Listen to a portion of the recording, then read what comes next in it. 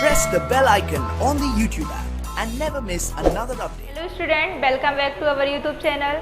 आज हम पढ़ेंगे हिंदी ग्रामर में रस कितने प्रकार के होते हैं और रस की परिभाषा। पहले हमने पढ़ा था वाक्य के वेद। तो वाक्य के वेद रचना के आधार पर वाक्य के वेद और अर्थ के आधार पर वाक्य के वेद। आज हम पढ़ेंगे रस कितने प्रकार के होते हैं और रस की परिभाषा। तो रस की परिभाषा, काव्य के पढ़ने, सुनने या देखने से हमें जिस आनंद की अनुभूति होती है वो रस कहलाती है, वो रस कहलाते हैं। नेक्स्ट, रस के अंग कितने होते हैं? रस के अंग होते हैं 4, स्थायी भाव, विभाव, अनुभाव और संचारी भाव। तो स्थायी भाव क्या होता है? स्थायी भाव किसी चीज़ को देखकर, किसी दृश्य को देखकर हमारे अंदर जो फीलिंग आती है, जो फील करते हैं हम, वो स्थायी भाव होता है। और उस स्थायी भाव से जो रिजल्ट निकलता है वो रस कहलाता है। नेक्स्ट देखते हैं विभाव। विभाव, स्थायी भाव की उत्पत्ति के कारण से जो भाव उत्पन्न होता है उसे हम विभाव कहते हैं। विभाव 2 प्रकार के होते हैं, आलम्बन विभाव और उद्दीपन विभाव। आलम्बन विभाव भय कारण जिससे भाव आलंबित होता है, आलम्बन विभाव कहलाता है। जैसे कि रोहन की मृत्यु पर उसकी बहन रिया का विलाप करना, उसके मृत शरीर पर विलाप करना, और उसके रोहन का मृत शरीर यहाँ पे क्या है? आलम्बन है, यानी वो मजबूर है, वो कुछ नहीं कर सकता, तो ये हो जाएगा आलम्बन विभाव। उद्दीपन विभाव, स्थायी भाव को उद्दीप्त करने वाले भाव को उद्दीपन विभाव कहते हैं। नेक्स्ट, अनुभाव, किसी तरह का भय, डर होना, यानी आप जंगल में घूम रहे हो और अचानक से आपके सामने अगर शेर आ जाए तो क्या आपका डर से हक्का बुक्का हो जाना, काँप जाना, शरीर को पसीने से तरतर हो जाना, तो ये क्या हो जाएगा? अनुभाव हो जाएगा। यानी किसी तरह से डर, एक अचानक से आपका डर जाना, ये होता है अनुभाव। संचारी भाव, आपके माइंड में एक के बाद एक विचार का आना, यानी आपने सोचा मैं घूमने जाऊंगा, फिर आप सडनली सोचते हो नहीं मैं घूमने नहीं जाऊंगा, मैं पढ़ाई करूंगा, नहीं मुझे पढ़ाई नहीं करनी, मैं टीवी देखूंगा। यानी आपके अंदर एक माइंड में एक विचार आ रहा है और एक विचार के बाद दूसरा विचार, एक विचार आ रहा है दूसरा विचार जा रहा है, ऐसे, यानी एक के बाद एक विचार का आना। अब हम पढ़ेंगे रस के स्थायी भाव।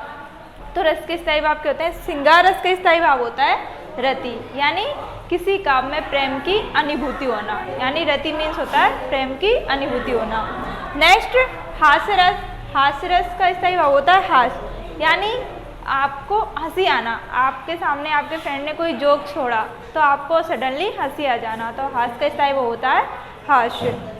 करुण रस का स्थायी भाव होता है शोक, यानी दुख होना, आपसे आपके किसी फ्रेंड ने आपसे कुछ बोल दिया या कोई आपने बुरी खबर सुन ली तो आपको दुख हो गया, तो करुण रस का स्थायी भाव होता है शोक। रौद्र रस का स्थायी भाव होता है क्रोध, आपको किसी चीज़ पर गुस्सा आ जाना, यानी आपकी फ्रेंड ने आपसे कुछ बोला या आपके साथ कुछ गलत किया तो आपको अचानक से उस पर गुस्सा आ जाना, तो करुण रस का स्थायी भाव होता है करुण रस का। रौद्र रस का स्थायी भाव होता है क्रोध। वीर रस का स्थायी भाव होता है उत्साह, यानी आपसे किसी ने बोल दिया कि आपका रिजल्ट आने वाला है, कल की डेट में आपका रिजल्ट आ जाएगा, तो आप उत्सुक हो गए ना कि रिजल्ट कैसा आएगा, उत्साह हो जाना, हैप्पी हो जाना अंदर से।